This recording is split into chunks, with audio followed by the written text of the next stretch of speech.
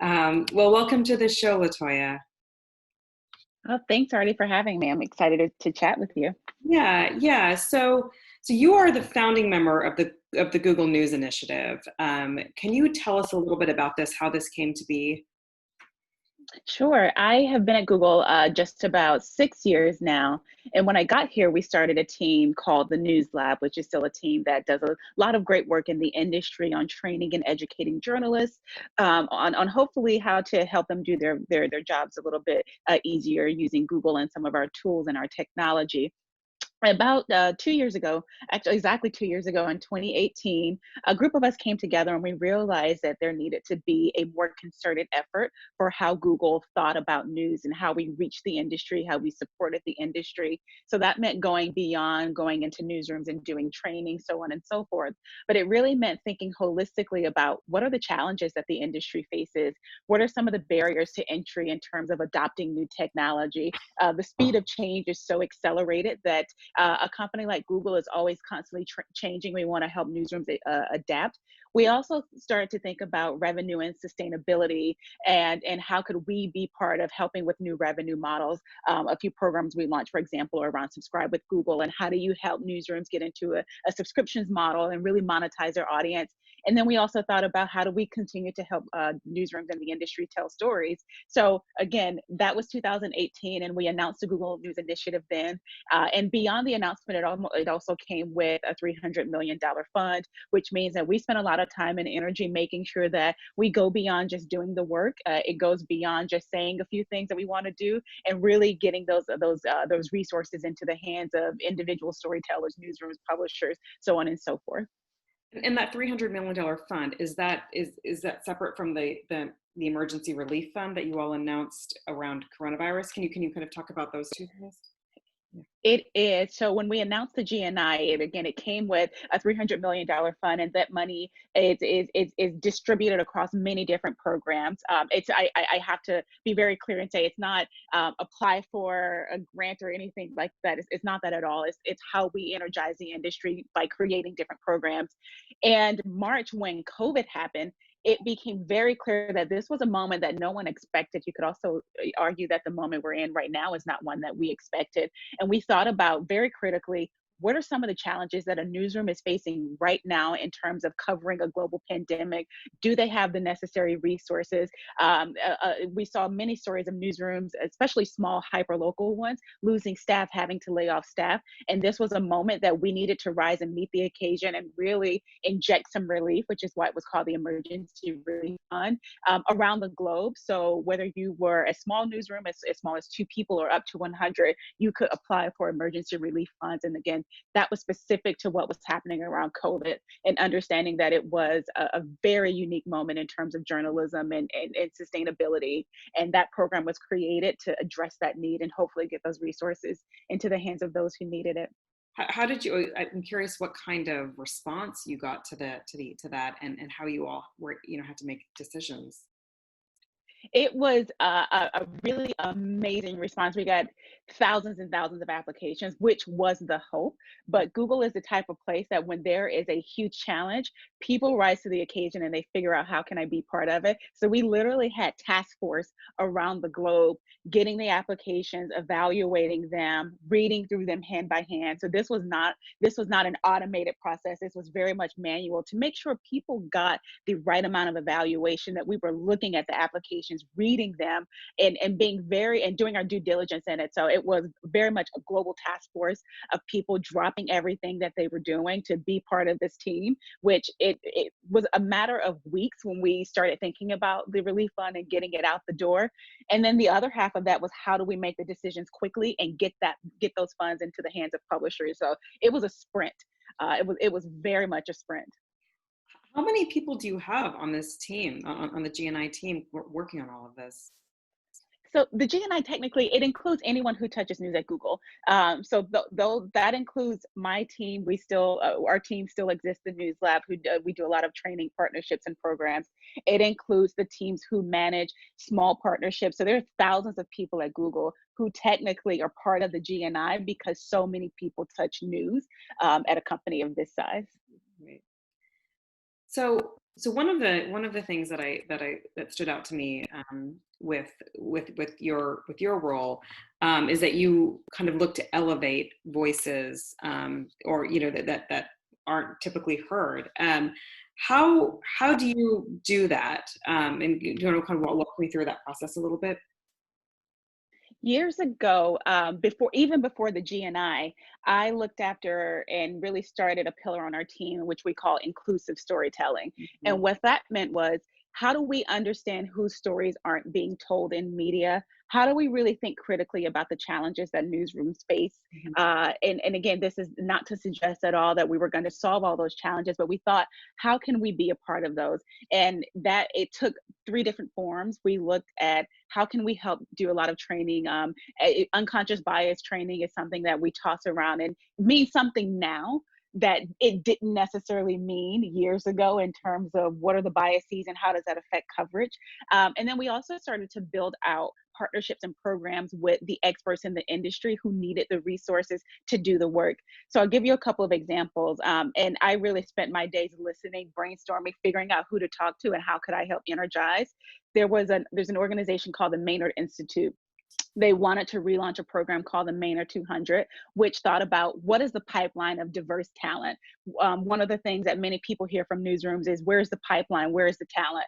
And we helped them launch a program that over 5 years is finding, training, educating the next 200 leaders, so that when people say, I don't know where to find the talent, we said we've invested heavily in them. We've given them the resources.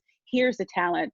Another issue that we try to address through partnerships is, how do we elevate things like investigative journalism training with among journalists of color? So Nicole Hannah-Jones and a few others were launching something called the Ida B. Wells Society. We came as a launch partner, traveled around with them to show up and train on how to use some of Google's tools for investigative journalism and training and so on and so forth.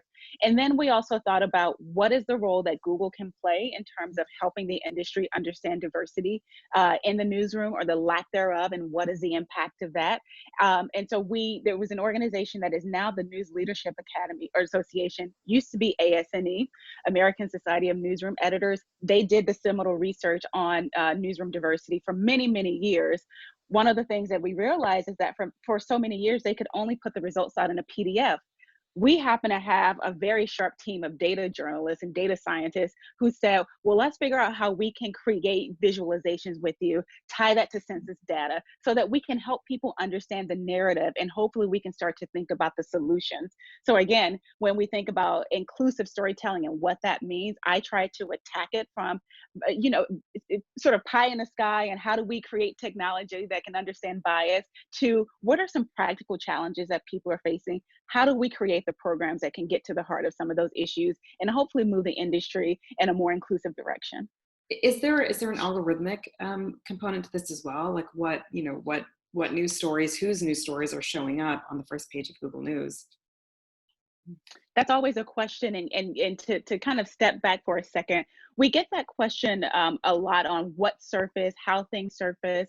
And the way search is constructed at Google is, it's driven by authoritativeness and freshness. So there is no manual curation of figuring out what happens in terms of search at Google. But to kind of take that a step back, there are a lot of publications that do wonder, why doesn't my content surface on Google as readily as other publications? We understand that, we hear that. So then we spend a lot of time with associations and publishers of color to help them understand some of the challenges as to why they might not be showing up in Google. So that's the algorithm part of it, but there's also some people effort that has to happen to help people understand search at Google, and how do you make sure that your content is built in a certain way, and your pages are built in a certain way, so that they do have the opportunity to surface on Google.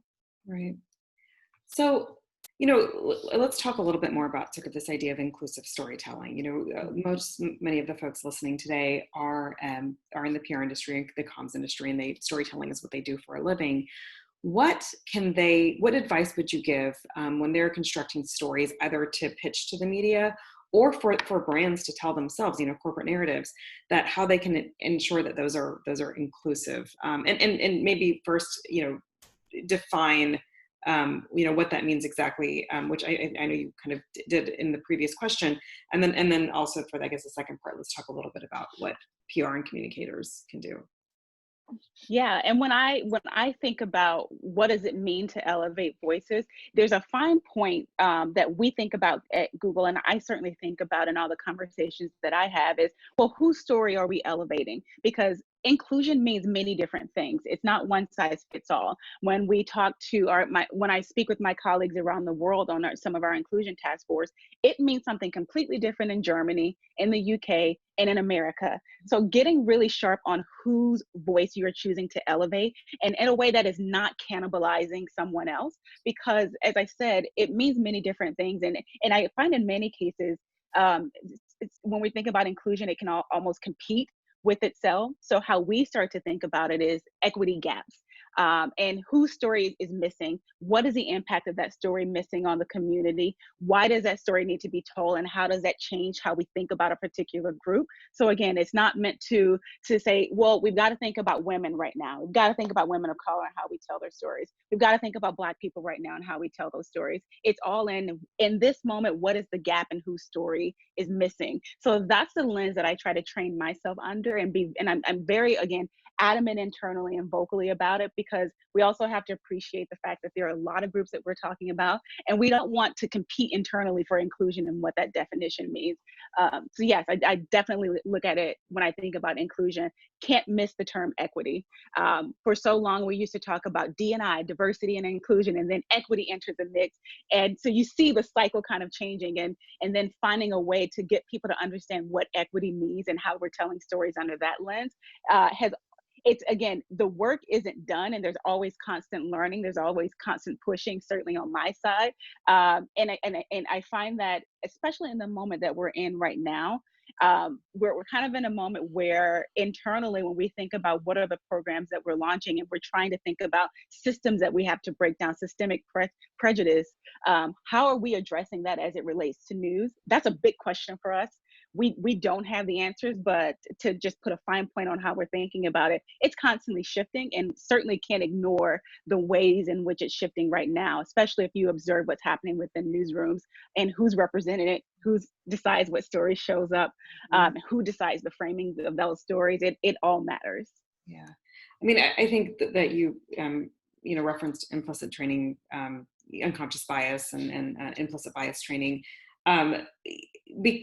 How can people avoid falling into the traps of, saying, oh, well, we need to have a female voice because the story is about women, or we need to have a person of color. This story is about race, when, there's so much more that people of color and women can talk about beyond, things that are specific to their demographic group. I'll give you one example of something that I've been working on and really pushing for. Really rooting it around academic rigor and data, because let me just step back for a brief second. Years ago, Google did a study with an organization called the Gina Davis Institute, and also USC. And it was meant to they created this tool. They used machine learning to understand bias in film. They looked at how often women speak on air versus men, and then they tied that to box office reports. So they said we tried to tie it to business impact. And the result of the study found that if women speak as much as or more than men on screen, those films perform better at the box office. We started to think about, how do you translate that to news? How do you translate that to information? Because philosophically, everyone agrees that we need balance in newsrooms and within storytelling, but the why is where we try to attack it. We try to show what happens when you don't have an inclusive newsroom, when your leadership doesn't reflect the community that they serve.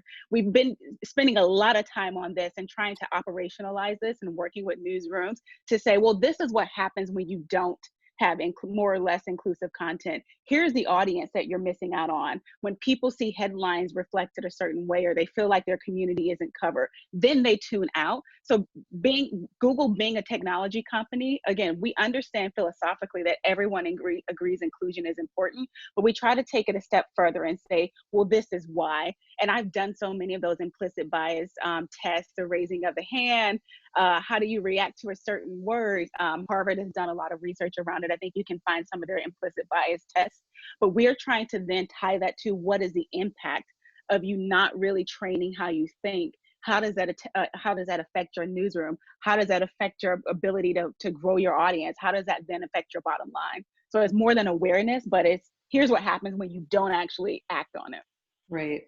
I like that you pointing out, who's the leadership at an organization and who's deciding, what stories go to print. And if that's not reflective of, the broader public or the population that you're reaching, that you're serving, then there will be problems. So, we've seen a lot of editors, a lot of news publications really, taken to task over the last week or so. I mean, we've seen a lot of resignations, high profile ones. What's the next step that needs to happen in order for this to actually be sustainable and for this not to just be a kind of a moment in time? Certainly. And I, like everyone else, have been watching this play out, watching the personal stories on Twitter, watching or seeing people's narratives and saying, this happened to me. And it strikes me that this is the first time we've seen it at the velocity that we're seeing, and then the immediate change that's happening. The thing that I wonder about, and I'm putting a lot of thinking into this, and when I say we're constantly evolving and iterating, what I wonder is if we look over the past several weeks, we see the resignations, but how did that change representation in terms of the stories that we're telling, the framing of the stories? So yes, we saw journalists in some cases reacting to stories that their newsrooms put out. We've seen all of the headlines. We then saw the resignations. The what's next is the thing that I'm thinking about as well. Well, then what happens thereafter? Because we see this even in our teams and internally, we think about, well, who then comes in to then be the leader to continue to tell the story. And it's often not as easy as putting a person of color in a place of leadership. So I know that is something that I personally am curious about, even as someone who's not working in a newsroom, but adjacent to news. That's the piece that I haven't quite sorted out, because things are happening so quickly. Right. Just the speed of change within the news industry and how vocal people are becoming, and to your point, the number of resignations, it's mind-blowing. It's almost like whiplash. So what is that next? I can't even presume to answer that. But I as a spectator am really searching inside myself to make sure that we are actively part of something that's productive as Google, and not kind of taking a pass and just kind of waiting to see what happens. Right. I've been speaking to some D&I experts, and one of the things that they're cautioning against is having just sort of like saying, okay, well, we're going to add one person into leadership, because then you're going to have tokenization, you're going to have isolation, and so I mean that has to be a bigger, more holistic change, right? It has to happen. Yeah. Let's talk also a little bit about social media. I mean, you referenced Twitter, and a lot of this movement, a lot of this calling out has been happening on social media. People whose voices have been marginalized have been able to say, I was an intern here, and here's how I was treated.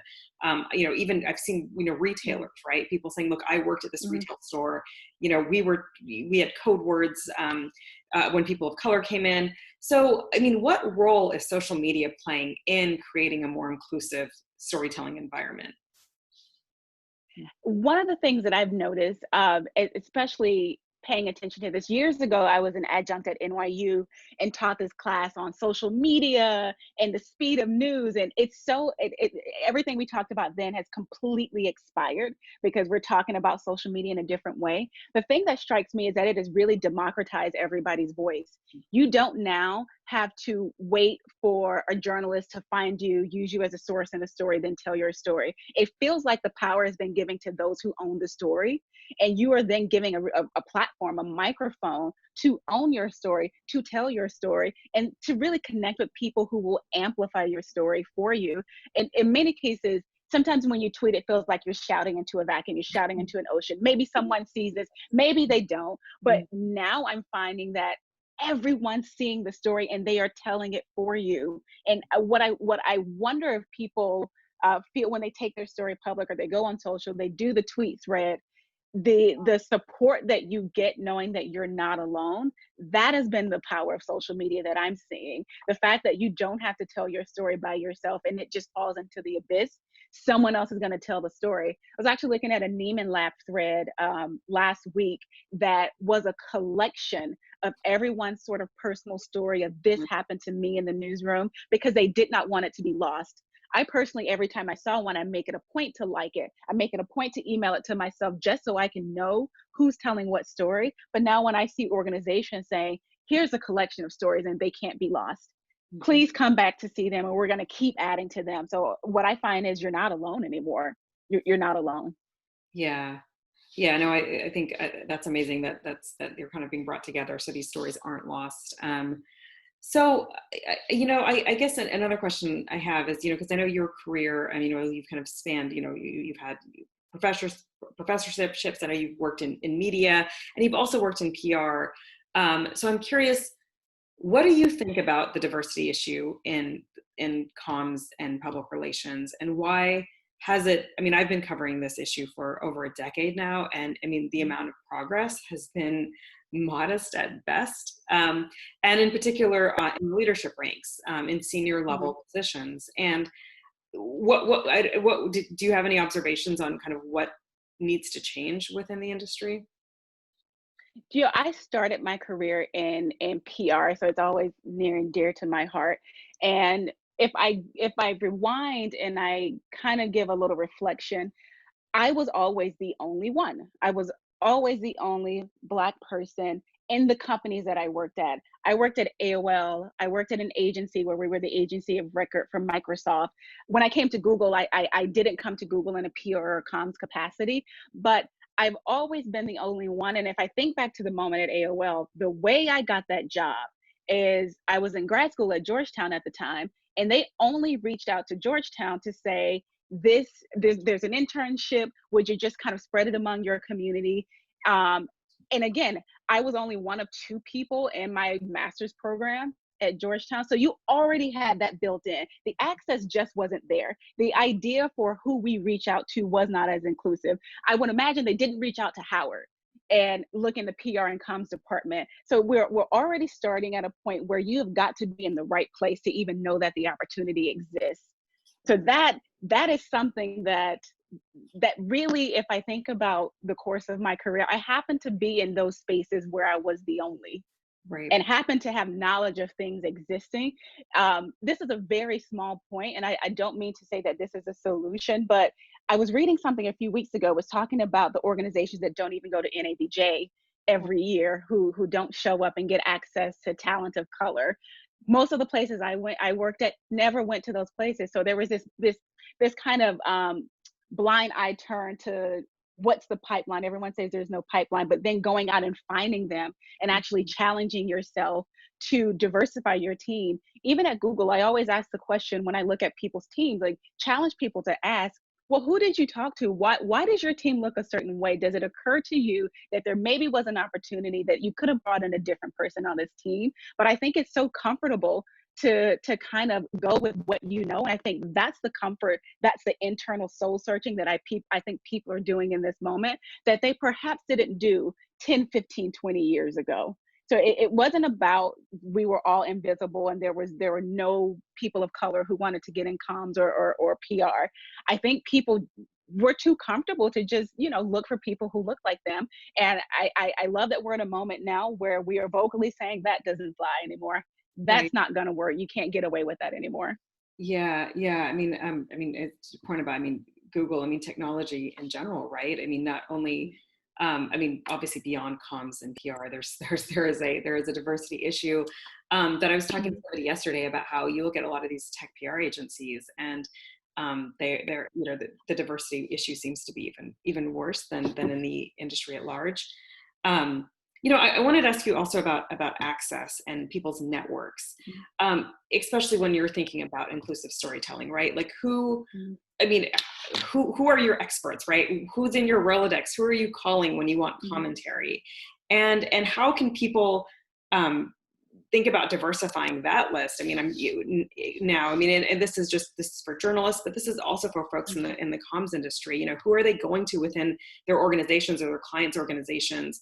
How can they reach out and get new voices, so that they're not reaching out for the same folks and not just calling people of color the moment that they have a diversity issue. Like you probably have people of color that can speak to your technical issue, that can speak to some investor issue.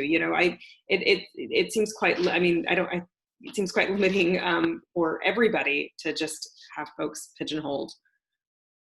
I love this question, and how I approach it for myself, and especially how I bring it back to Google, is I look at I look at systems and I look at the fact that Google can't, we're talking about inclusion. This is not something that Google is equipped or should do by itself. So I think about foundations. I have a lot of contacts and colleagues and people that I look for inspiration from. Knight Foundation, at the Ford Foundation. So how do we do the foundations piece? And how do we then set standards for who we all fund?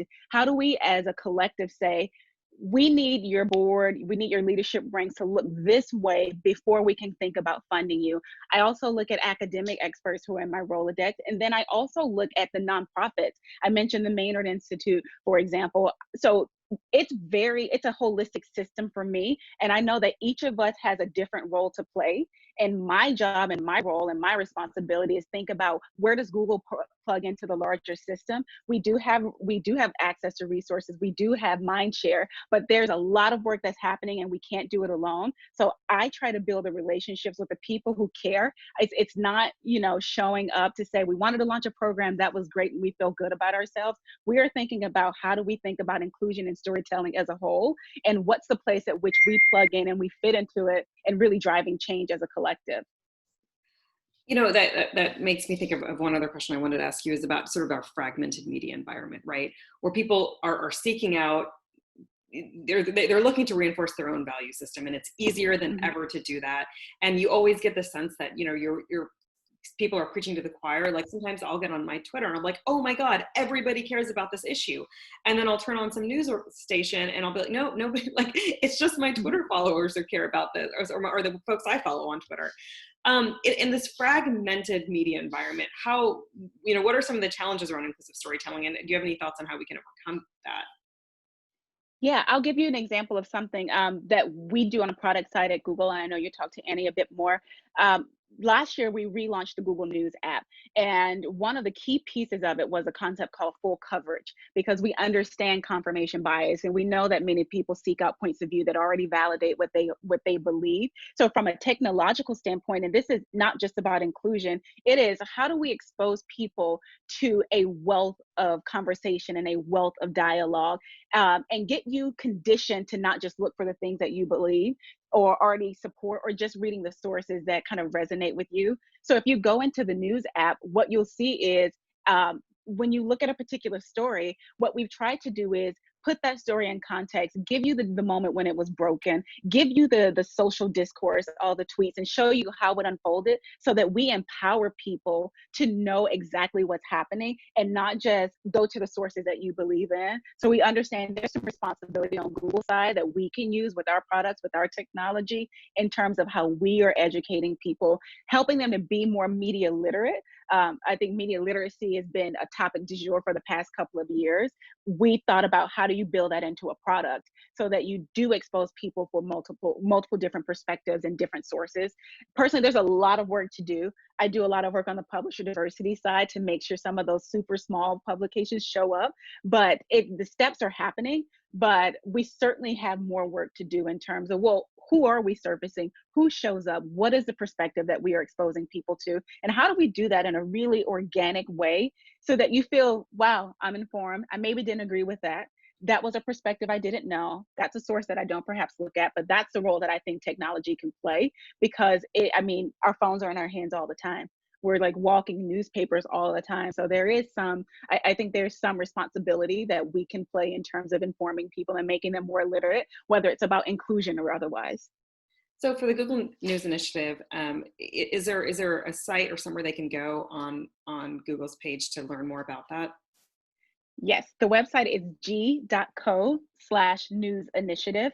And there you'll see all of our pillars. You'll also get some information about an innovation fund that we launched in February that I'm running, where we're trying to put upwards of $6 million into the hands of publishers who are telling the stories of people of color, identify how we can support their businesses. But all the information is on that website, g.co/news initiative. Great, thank you. And we'll include that in the show notes as well. Well, LaToya, thank you for this conversation. It's really important, and it feels like we should follow up at some point and kind of talk about how some of these initiatives are going. Absolutely. I'm here whenever you're ready to talk. I can talk about this all day. This is great. Well, thank you so much, LaToya. Thank you. Take care.